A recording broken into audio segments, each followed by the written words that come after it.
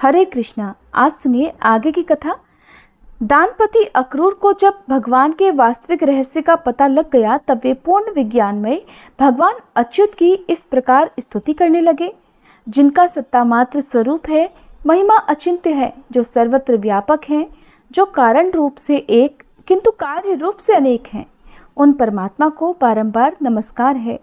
हे अचिंत्य परमेश्वर, आप वैदिक मंत्र रूप और हवि स्वरूप हैं। आपको नमस्कार है।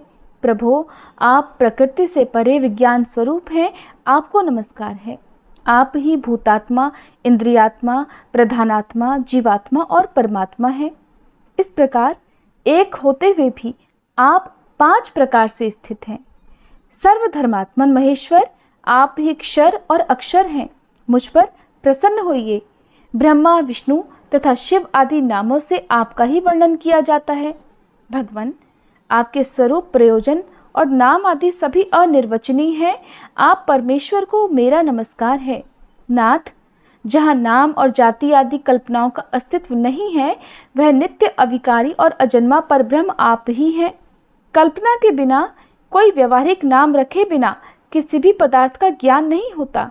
इसलिए कृष्ण, अच्युत, अनंत और विष्णु आदि नामों से आपकी स्तुति की जाती है। सर्वात्मन, आप अजन्मा परमेश्वर हैं। जगत में जितनी कल्पनाएं हैं, उन सब के द्वारा आपका ही बोध होता है। आप ही देवता हैं, संपूर्ण जगत हैं तथा विश्वरूप हैं। विश्वात्मन, आप विकार और भेद से सर्वथा रहित हैं। संपूर्ण विश्व में आपके सिवा दूसरी कोई वस्तु नहीं है। आप ही ब्रह्मा, महादेव जी, सूर्य, धाता, विधाता, इंद्र, वायु, अग्नि, वरुण, कुबेर और यम हैं। एकमात्र आप ही भिन्न भिन्न रूप धारण करके अपनी विभिन्न शक्तियों से जगत की रक्षा करते हैं। आप इस विश्व की सृष्टि करते हैं और आप ही प्रलयकालीन सूर्य होकर संपूर्ण जगत का संहार करते हैं। हे अज, यह गुणमय प्रपंच आपका ही स्वरूप है। सत्व स्वरूप परमेश्वर का वाचक जो ओंकार रूप अक्षर है, वह आपका उत्कृष्ट स्वरूप है। वही सत, असत और ज्ञानात्मा है। आपके उस स्वरूप को मेरा प्रणाम है। भगवान वासुदेव, मैं आपको नमस्कार करता हूँ। संकर्षण संज्ञा धारण करने वाले आपको नमस्कार है। प्रद्युम्न कहलाने वाले आपको नमस्कार है और अनिरुद्ध नाम से पुकारे जाने वाले आपको मेरा बारंबार नमस्कार है। इस प्रकार जल के भीतर यदुवंशी अक्रूर जी ने सर्वेश्वर श्री कृष्ण की स्तुति करके मानसिक धूप और पुष्पों द्वारा उनका पूजन किया। अन्य विषयों का चिंतन छोड़कर मन को उन ब्रह्मभूत परमात्मा में लगाकर बहुत दीर्घ समय तक ध्यान किया। इसके बाद समाधि से विरत होकर अपने को कृतार्थ मानते हुए यमुना जी के जल से निकलकर वे पुनः रथ के पास आए। आने पर उन्होंने बलराम जी और श्री कृष्ण जी को पहले की तरह रथ पर विराजमान देखा। अक्रूर जी के नेत्रों से विस्मय का आभास मिलता था। ये देखकर श्री कृष्ण उनसे कहने लगे, अक्रूर जी, आपने यमुना के जल में कौन सी आश्चर्य की बात देखी है जो आपके नेत्र इतने आश्चर्यचकित दिखाई दे रहे हैं? अक्रूर जी बोले, हे अच्युत, जल के भीतर मैंने जो आश्चर्य देखा है उसे यहाँ अपने सामने मूर्तिमान बैठे देखता हूँ। ये परम आश्चर्यमय जगत जिन महात्मा का स्वरूप है, उन्हीं आश्चर्य स्वरूप आपके साथ मेरा समागम हुआ है। मधुसूदन, अब इस विषय में अधिक कहने की क्या आवश्यकता है? चलिए मथुरा चलते हैं। मैं कंस से डरता हूँ, जो दूसरों के टुकड़ों पर जीवन निर्वाह करने वाले हैं। उन मनुष्यों के जन्म को धिक्कार है प्रभु। ऐसा कहकर अक्रूर ने घोड़ों को हाँक दिया और सायंकाल के समय मथुरापुरी में जा पहुंचे। मथुरा को देखकर अक्रूर ने बलराम और श्री कृष्ण से कहा, महापराक्रमी वीरों, अब आप लोग पैदल जाइए, रथ से मैं अकेला ही जाऊंगा। मथुरा में पहुंचकर आप दोनों वसुदेव जी के घर मत जाइए, क्योंकि आपके ही कारण वह बेचारा बूढ़ा कंस के द्वारा सदा अपमानित होता है। ऐसा कहकर अक्रूर मथुरापुरी में चले गए। श्री कृष्ण और बलराम भी पुरी में पहुंचकर राजमार्ग पर आ गए। उस समय नगर के सभी स्त्री पुरुष आनंदपूर्ण नेत्रों से उन्हें निहार रहे थे। वे दोनों वीर तरुण हाथियों की तरह लीलापूर्वक चल रहे थे। घूमते घूमते उन दोनों भाइयों ने कपड़ा रंगने वाले एक रजक को देखा। उससे अपने शरीर के अनुरूप सुंदर वस्त्र मांगे। वह राजा कंस का रजक था। राजा की कृपा पाकर उसे बहुत अहंकार हो गया था। उसने बलराम और श्री कृष्ण के प्रति ललकार कर अनेक आक्षेपयुक्त कटु वचन कह दिए। उस दुरात्मा रजक का बर्ताव देखकर श्री कृष्ण क्रोधित हो गए। उन्होंने एक जोर का थप्पड़ मारकर उस रजक का मस्तक पृथ्वी पर गिरा दिया। उसे मारकर भगवान कृष्ण ने और बलराम ने उसके सारे वस्त्र छीन लिए और अपनी रुचि के अनुसार पीले और नीले वस्त्र धारण करके वे बड़ी प्रसन्नता के साथ माली के घर गए। उन्हें देखते ही माली के नेत्र आनंद से खिल उठे। वह अत्यंत आश्चर्यचकित होकर मन ही मन सोचने लगा कि ये दोनों किसके पुत्र हैं, कहाँ से आए हैं। एक के अंग पर पीतांबर शोभा पाता है तो दूसरे के शरीर पर नीलांबर। दोनों ही अत्यंत मनोहर दिखाई देते हैं। उन्हें देखकर माली ने समझा कि दो देवता शायद इस धरती लोक पर उतरे हैं। उन दोनों भाइयों के मुख कमल प्रफुल्लित दिखाई देते थे।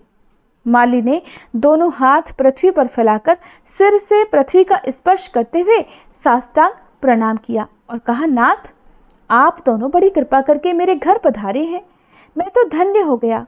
अब पुष्पों से मैं आप दोनों का पूजन करूंगा।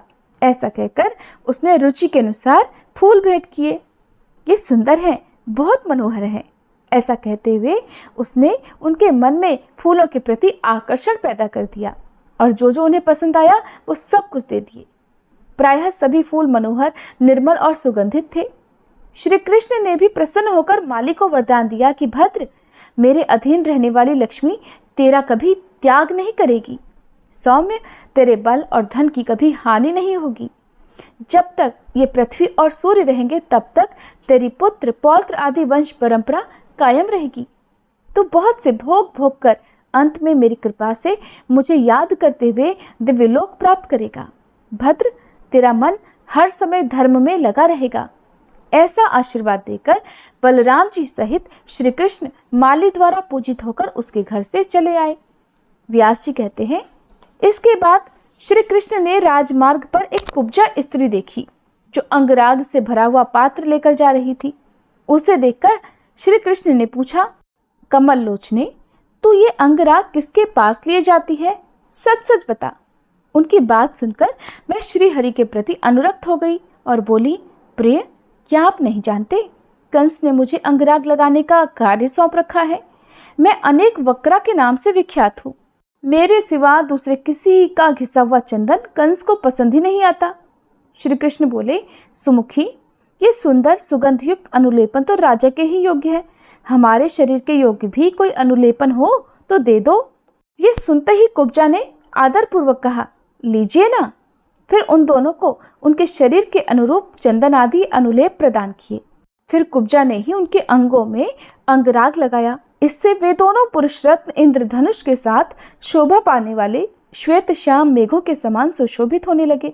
इसके बाद कुब्जत्व दूर करने की क्रिया अर्थात कुबड़ापन दूर करने की क्रिया जानने वाले भगवान श्री कृष्ण ने उसकी ठोड़ी में अपने हाथ की 2 उंगलियां लगा दी और उसे उचकाकर ऊपर की ओर खींचा। साथ ही उसके पैर अपने दोनों पैरों से दबा लिए। इस प्रकार केशव ने कुब्जा के टेढ़े शरीर को सीधा कर दिया। फिर तो वह युवतियों में श्रेष्ठ परम सुंदरी बन गई और प्रेम से शिथिल वाणी में बोली, प्यारे, आप मेरे घर में पधारिए।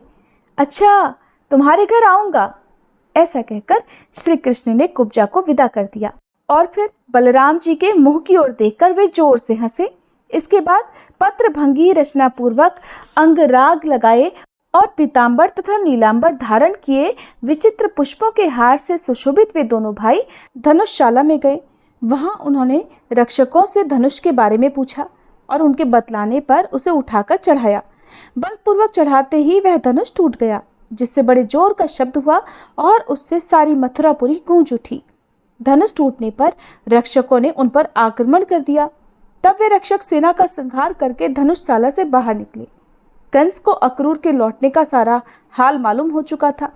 फिर धनुष टूटने का शब्द सुनकर उसने चाणूर और मुष्टिक से कहा कि दोनों गोपपुत्र यहाँ आ गए हैं, उन्हें मेरे सामने मल्लयुद्ध करके तुम अवश्य ही मार डालना, क्योंकि वे दोनों मेरे प्राण लेने वाले हैं। अगर युद्ध में उन्हें मारकर तुमने मुझे संतुष्ट किया तो मैं तुम्हारी जो जो इच्छा होगी वह सब पूर्ण करूंगा। वे दोनों मेरे शत्रु हैं, इसलिए न्याय से या अन्याय से उन्हें अवश्य मार डालो। उनके मारे जाने पर इस राज्य पर मेरा और तुम्हारा समान अधिकार होगा। इस प्रकार उन दोनों मल्लों को आदेश देकर कंस ने हाथीवान को बुलाया और ऊंचे स्वर से कहा, महावत, तू कुवलया पीड़ हाथी को मतवाला करके रंगभूमि के द्वार पर खड़ा रखना। जब दोनों गोपपुत्र मल्ल युद्ध के लिए आए तब उन्हें द्वार पर ही मरवा डालना। महावत को ये आज्ञा देकर कंस ने देखा रंगभूमि में सब और यथायोग्य मंच लग गए हैं। तब वह सूर्योदय होने की प्रतीक्षा करने लगा। उसकी मृत्यु अब नजदीक आ गई थी। सवेरा होने पर सब मंचों पर नागरिकगण आ विराजे। जो मंच केवल राजाओं के लिए बिछे थे, वहां तरह तरह के स्थानों के राजा अपने सेवकों सहित आकर विराजमान हो गए। जो लोग मल्लों की जोड़ का चुनाव करने वाले थे, उन्हें कंस ने रंगभूमि के बीचों बीच अपने पास ही बिठा लिया। वह स्वयं भी बहुत ऊंचे मंच पर विराजमान था। रनिवास की स्त्रियों के लिए अलग मंच लगे हुए थे और नगर की स्त्रियों के लिए अलग। नंद आदि गोप दूसरे दूसरे मंचों पर विराजमान थे। अक्रूर और वसुदेव मंचों के किनारे खड़े हुए थे। बेचारी देवकी नगर की स्त्रियों में खड़ी हुई थी। वो सोच रही थी कि अंतकाल में भी तो एक बार, कम से कम एक बार मैं अपने पुत्र का मुंह तो देख लूं। इसी समय रंगभूमि में तुरही आदि बाजे बज उठे। चाणूर उछलने और मुस्टिक ताल ठोकने लगा। लोगों में हाहाकार मच गया। बलराम और श्री कृष्ण रंगभूमि के द्वार पर आए और महावत से प्रेरित कुवलया पीड़ नामक हाथी को मारकर भीतर घुस गए। उस समय उनके अंगों में हाथी का मद और रक्त दोनों लगे हुए थे। उसके बड़े बड़े दांतों को ही उन्होंने अपना आयुध अर्थात अस्त्र बना रखा था। वे दोनों भाई गर्व से भरी हुई लीलामयी चितवन से निहारते हुए उस महान रंगोत्सव में इस प्रकार प्रवेश करने लगे मानो मृगों के झुंड में दो सिंह आ गए हों। उनके आते ही रंगभूमि में चारों ओर महान कोलाहल होने लगा। सब लोग आश्चर्य के साथ कहने लगे, यही कृष्ण हैं, यही बलभद्र हैं। ये कृष्ण वे ही हैं जिन्होंने भयंकर राक्षसी पूतना का वध किया, छकड़े उलट दिए और दोनों अर्जुन वृक्षों को उखाड़ डाला, जिन्होंने बालक होते हुए भी कालिया नाग के मस्तक पर नृत्य किया, 7 रातों तक गोवर्धन पर्वत को हाथ पर रखा और अरिष्ट, धेनुक तथा केशी आदि दुराचारियों को खेल ही खेल में मार डाला। यही वे श्री कृष्ण दिखाई देते हैं। और ये जो दूसरे महाबाहु युवतियों के मन और नयनों को आनंद देते हुए लीला पूर्वक आगे आगे चल रहे हैं, वे श्री कृष्ण के बड़े भाई बलदेव जी हैं। पौराणिक रहस्य को जानने वाले विद्वान पुरुष इन्हीं गोपाल के विषय में ऐसा कहते हैं कि ये शोक सागर में डूबे हुए यदुवंश का उद्धार करेंगे। निश्चय ही सबको जन्म देने वाले सर्वभूत स्वरूप भगवान विष्णु के ये अंश हैं, जो पृथ्वी का भार उतारने के लिए अवतरित हुए हैं। इस प्रकार जब नगर के लोग बलराम जी और श्री कृष्ण जी का वर्णन कर रहे थे, उस समय देवकी के हृदय में स्नेह के कारण उनके स्तनों से दूध बहने लगा। और वसुदेव जी का हाल तो देखिए। वसुदेव जी तो मानो समीप आई हुई वृद्धावस्था को छोड़कर युवा हो गए हों। उनकी दृष्टि अपने दोनों पुत्रों पर ही लगी हुई थी, मानो वे ही उनके लिए महान उत्सव हो। रनिवास की स्त्रियां एकटक नेत्रों से श्री कृष्ण और बलराम जी को निहारती थीं।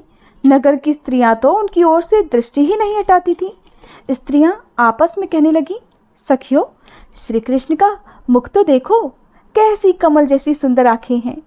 कुवलया पीड़ हाथी से युद्ध करने के कारण जो परिश्रम हुआ है, उससे इनके मुख पर पसीने की बूंदें निकल आई हैं।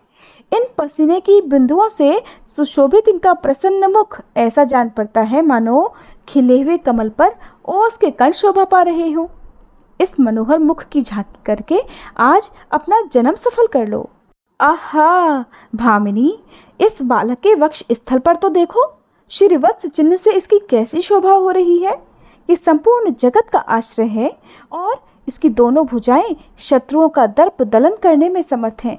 अरे सखी, उधर देखो, मुस्टिक और चाणूर को उछलते कूदते देखकर बलभद्र जी के मुख पर हास्य की कैसी छटा छा रही है। हाय सखी, देखो तो सही, ये श्री कृष्ण चाणूर के साथ युद्ध करने जा रहे हैं। क्या इस सभा में न्याययुक्त बर्ताव करने वाले बड़े बूढ़े नहीं हैं?